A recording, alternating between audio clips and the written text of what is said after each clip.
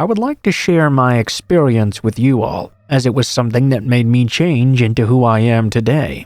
Some info just before that though. I'm a Brazilian guy, 20 years old today, but I was around 12 or so when this story happened. Just a normal school day, boring subjects, annoying people, you know, the usual.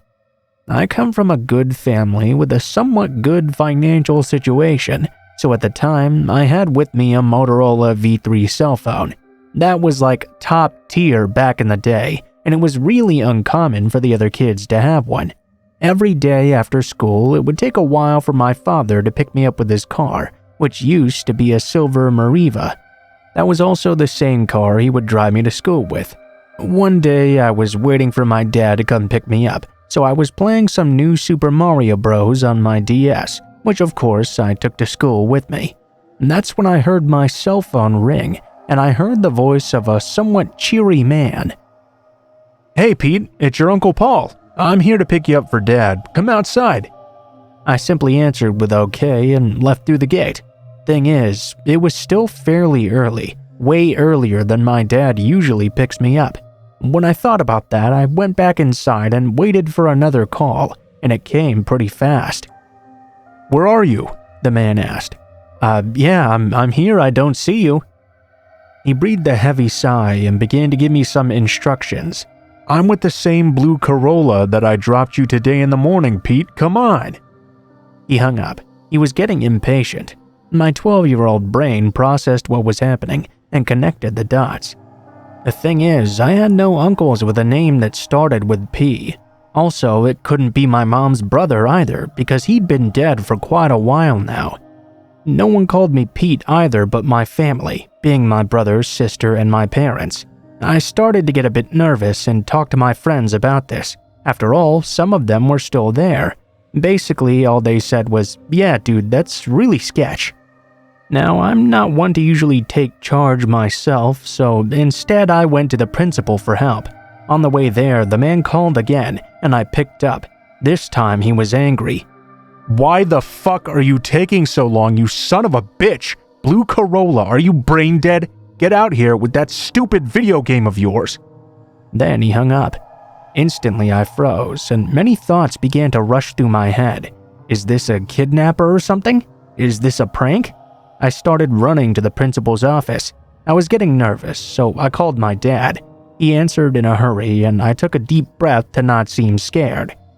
"Hey, Dad, did you by chance send someone named Paul here to pick me up?"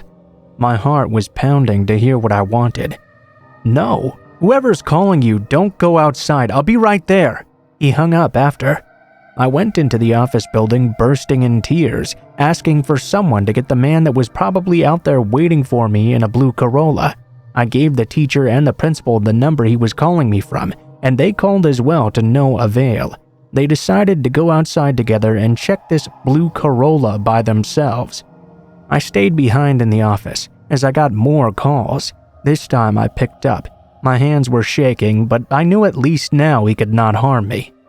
"What's taking you so long, you little shit?" he screamed.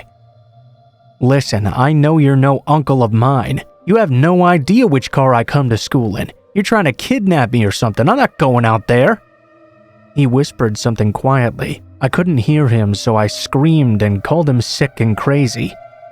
"Again, you're not coming out again. You've been out. You just know better. Fuck you," he screamed before laughing like a maniac and hanging up. I held the phone in my hands and stared at nothingness for a while. The teacher and principal came back in saying there was no blue Corolla outside. Shortly after, my dad arrived, and I was escorted to a taxi with him and the guards. I sat there and did nothing, as my dad talked on the phone to track the number that had been calling and find this person by the name of Paul. I took the rest of the week off school, and eventually I started to have nightmares about being outside and being grabbed. After this all happened, I did go back the next week and instantly joined the kendo club in order to know something about self-defense, especially if I got the chance to be armed with something. Years later, my mom and dad divorced. I saw that coming though. After all, when this episode happened, I was living with my older brothers because they didn't want to involve me in all their fights. Once I came back home with my mom, though, I found out they had divorced because my father had 5 lovers in 5 different places. Some of them had even tried to harass my mother. That made me wonder, could all of this kidnapping story have been a scheme from one of these lovers to steal my dad from us? If it was, that just makes me uncomfortable to know a human being is capable of killing someone's kid just to get what they want. Good thing is, I'm 20 today and I've never heard from that Paul again. I still wonder though what would have happened to me if I'd lapsed a bit and didn't have the knowledge to go back inside and kept looking for that person instead.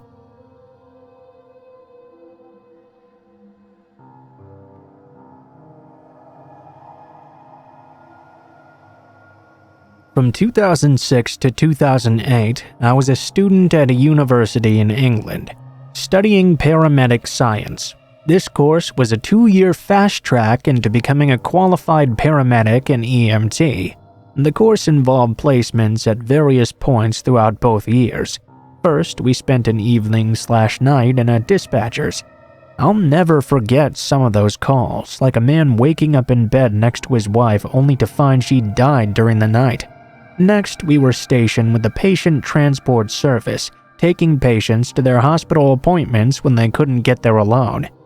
And finally, after waiting a good 6 months for the opportunity, it was time to spend a prolonged placement with the 999 crews.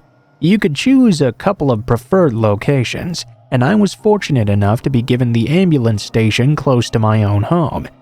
Because of this, I moved back to my parents' home that winter for a full term, leaving my university buddies behind. In hindsight, I really wish I hadn't. The station was in Buxton, Derbyshire. Google Map it, it's middle of nowhere territory. It's also 45 minutes from the nearest hospital, so you better not get hurt badly up there. Only, of course, people did. So one evening, we respond to a call where a guy has come off his bike on the Cat and Fiddle Run. It's named after a pub by the same name on that road, which passes over the Pennines, a set of mountains. Bikers love to bomb it up and down. It's notorious. Guy broke a brick wall with his body. Legs were over his shoulders. We took him with blue lights to the aforementioned hospital, and I don't think he survived. This is where things got very messed up. We turn out of our hospital, travel maybe half a mile, and get flagged down by this pedestrian. She shouted through the window that somebody had been badly beaten. We later found out this was the case of somebody bumping into somebody else in a bar, nothing more. In that exact moment, a guy in a red shirt kinda stumbled out from a side street and collapsed into the road. I had been in the rear passenger seat of the patient compartment, with my mentor and her technician riding up front. They got out before me to help him, whilst I opened the side bay. Stupidly, I climbed out as my mentor helped him in. That's the point when I noticed 2 things.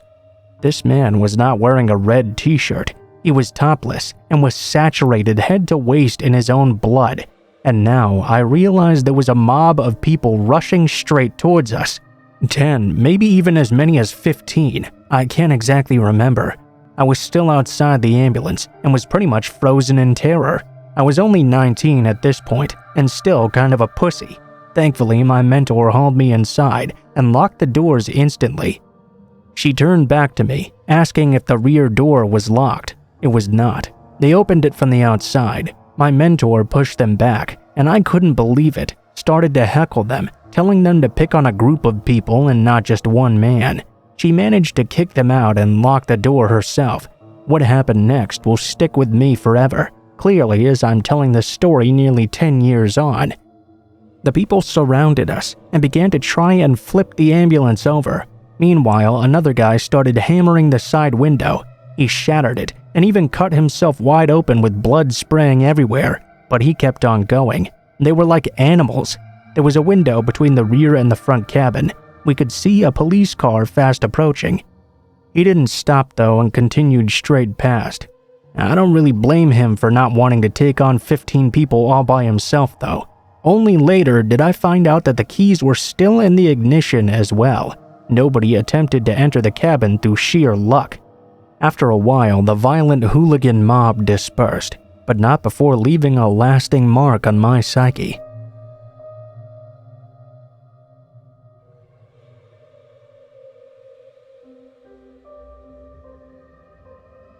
This story is technically my mom's, but it has affected my siblings and I as well.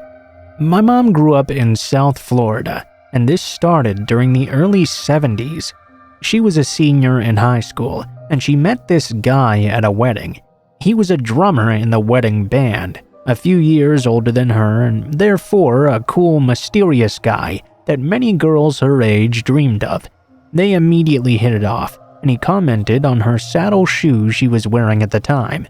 She gave him her home phone number, and I believe they went on maybe 1 or 2 dates. Everything seemed totally fine. He would regularly call the house, and she would sit on the kitchen floor and chat with him. One night, though, their phone conversation took a very weird turn. Suddenly, he started asking her things like, "Have you ever thought about killing yourself? What about murdering other people?" Obviously, she was shocked by this and got very uncomfortable. She completely stopped talking to him afterwards. This is the last she heard from him, or so she thought. It was 2012, and I had just graduated from college. I was hanging out in my college town to finish out my lease and work and figure out my next move. My mom called me up and told me something weird had been going on. She told me she received this letter from a man she knew in high school. I had no idea about this guy, as she had never mentioned him at all to me, my siblings, or my dad. She explained to me who this guy was and how she knew him, but she hadn't spoke to him ever since that one uncomfortable phone call decades ago. The letter said something like, "I see you're really happy and married with kids now." He went on to mention each of us by name, and also mentioned my dad's name and where we all worked as well. My parents had met in college in another state. They'd quickly married, graduated, and moved to yet another one. And we'd moved yet again once my 2 sisters were born. She had no idea how he knew her new married name and our address. She's never been on social media, and once she had all of us kids, she stopped working. If you were to Google her name right now, you would not find a single thing. She then told me that she recalled getting a phone call from the Alumni Association at her college, telling her a man had been calling on and off for months trying to get her contact information. Luckily, they hadn't been allowed to give that out. She told me the man's name, and I remembered I'd received a Facebook request and a Twitter follow request from this man recently as well. My siblings all had too. My mom, having no social media like I mentioned, asked me to see if I could dig around in his accounts and see what I could find. So I started to do some snooping. I found a music MySpace and a Reverb Nation page with some really terrible music he had recorded and uploaded. One of the songs was called Victoria, which is my mom's name. All of the other songs had seemingly normal titles like Summer's Day and things like that. When I told my mom what I had found though, she freaked out. I sent her the link. It was hard to make out the lyrics because the quality was so bad, but we could hear him mentioning her saddle shoes and her beauty. They literally hung out only twice 40 years ago, and these songs had been recorded very recently. I started to dig even deeper and found out he had made websites dedicated to freeing Amanda Knox and various other strange things as well. My dad didn't really seem fazed by any of this, but my mom was freaked out and would not stay home alone.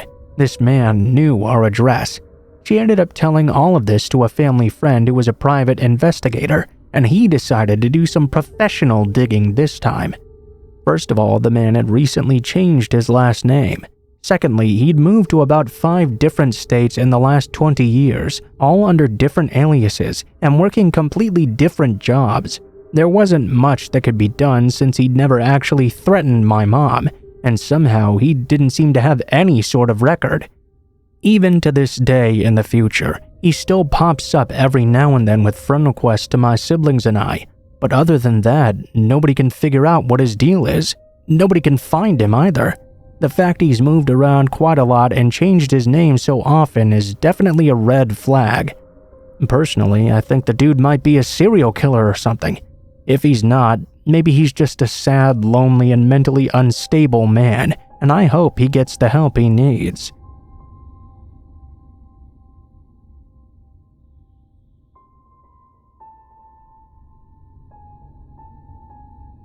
This happened 2 nights ago, so I'm still replaying it over and over in my head. I'm a pretty predictable person with a predictable schedule as well, so I'm not sure if this was just a random occurrence or if someone knew my nightly routine. I'm a 35-year-old woman. My husband Rob gets up for work hours before me, so he goes to bed before I do as well. I usually get to bed a few hours after he does, around the same time every night. I turn off the lights and the TV in the living room, and then take my dog to the back door to let her out. The door leads to a large deck outside. Off to the right of the deck is a few steps down, and a small path to the gate which we always kept chained and locked. Every single night before opening the door, I peek out of the window right next to it without disturbing the blinds, and flip on the deck light. I never expect anyone to be there, and we've never had a problem with anyone trespassing or trying to break in. At this point, it had just become a habit. Something I did every night just to do it, kinda like peeking behind the shower curtain before you pee. You know no one's back there, but if you don't check, that's gonna be the one time there actually is someone hiding, you know? Hey, I watch a ton of horror movies, and it's pitch black outside at night where I live. Anyway, a few nights ago, I go to get ready for bed. I go to the back door with my dog slowly following behind me and peek out the window. I flip on the light, and my heart jumps instantly into my throat. I could see a skinny, dirty man standing just off the side of the door facing it. I could see him raise his arm up with a screwdriver held above his head as soon as the light went on, obviously preparing for me to open the door. I screamed for my husband to grab his gun as loud as I could, which obviously startled the man. He jumped over the rail of the deck and ran. My husband ran out of our bedroom with his gun. He called the police and they showed up within 5 minutes too. They drove around trying to find this guy, but to no avail. The man had broken the lock on our gate to get in. He had also pried open the back screen door, which we always kept locked as well. If I would have just opened that door without looking first, I'd be dead right now. I don't know if I just caught the guy trying to break in or if he was waiting for me to open the door like I do every night. Either way, it was fucking terrifying.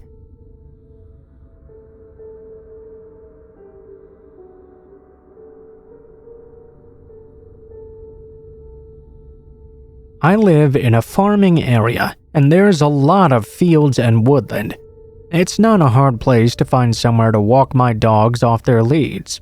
About 2 years ago, one evening, I had completely forgotten to walk them earlier. It was around 8:30 now, and it was October as well. It was already dark. I wasn't too bothered though, because I knew this whole area really well. I took my large female boxer dog and my Chihuahua Jack Russell mix out. I'm a 5'5" girl with quite a bit of muscle on me, as I did a lot of physical sports at that time. I could pretty easily protect myself in a fight. Because of this, I thought I didn't need to bring a torch with me or anything, and I also thought I was very safe. I began walking out of my estate and up a hill, with my earphones playing some heavy metal music to get me in the zone for a quick walk on the back fields, then back home. When I reached the top of this hill, which led to another housing estate bordering the fields, I noticed that it was strangely silent tonight. No traffic at all, no movement. At this point, it was almost 9, and there was not a single person to be seen. I thought that was pretty unusual because this was a fairly well-populated area. As I took note of this, I continued walking, a little bit faster now. The little crossbreed was biting at the lead with excitement, and my boxer was trying to attack my shadow. Once we reached the fields, it was pitch black, as there were no lampposts. The only light was from the houses that faced the field. I took my boxer off her lead, and as boxers tend to do, she bounded off into the tall grass just like a child. My little mutt followed my heels, nipping my jeans to remind me he was still there. After 5 or so minutes, my eyes had adjusted to the lighting of the field, and I could see my boxer had stopped a mere meter ahead of me, staring at something now. Instantly, my other dog started growling and stood in between my legs. I looked up to see a figure standing in the darkness around 3 meters away from me. I shouted for my boxer to come back to me. Reluctantly, she turned to me and began running over. My eyes never left that figure. I called out to apologize. I think I said something like, "Sorry, she's only a pup. She thinks everyone wants to play." There was no response, just complete silence from that figure. I could see they had long hair and what looked like a raincoat on. The shoulders were very wide. However, I think this was a woman. Once again, I called out to her. "Are you okay? Did she jump on you?" Again, nothing.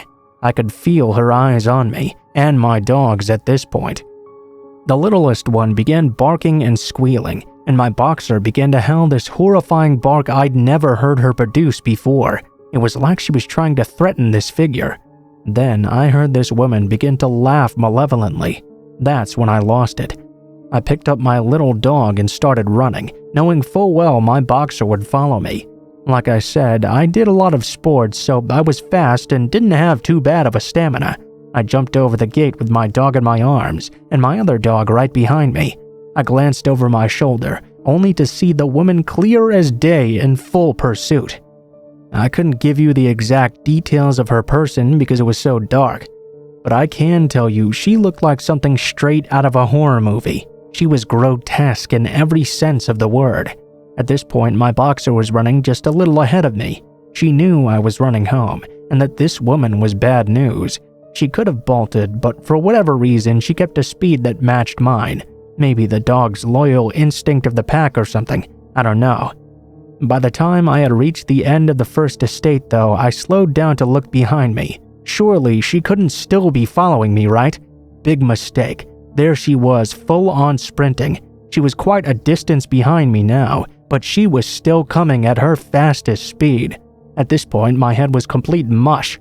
I knew if I went down the road I came to the field from, she might catch up to me, so I darted to the left at the end of the estate and ran across the road down the street. At this point, my dogs had gone silent, and the one in my arms was digging his paws into my arm and chest. I ran like I'd never run before. At the end of the street, I turned right, which brought me onto a street next to the opening of my estate. I didn't look behind me until I reached my driveway. I put my mutt down, and he ran with my boxer to the front door of my house. I took one last pause to look behind me once more. The woman wasn't there yet, but I could hear her laughing off in the distance. I ran to the door, opened it, and slammed it behind me. Then I bolted it tight. I turned the porch light off and peered out of the little window of the door. The woman walked right past the end of my driveway. Luckily, it seemed she hadn't seen me go into my house. I told my older sister what happened, and she told me it was best we did not tell our dad. He probably wouldn't ever let me walk them alone again. Ever since that night, though, I rarely forget to walk my dogs before it gets dark out. And when I do, instead of walking them at night, I walk them first thing in the morning instead.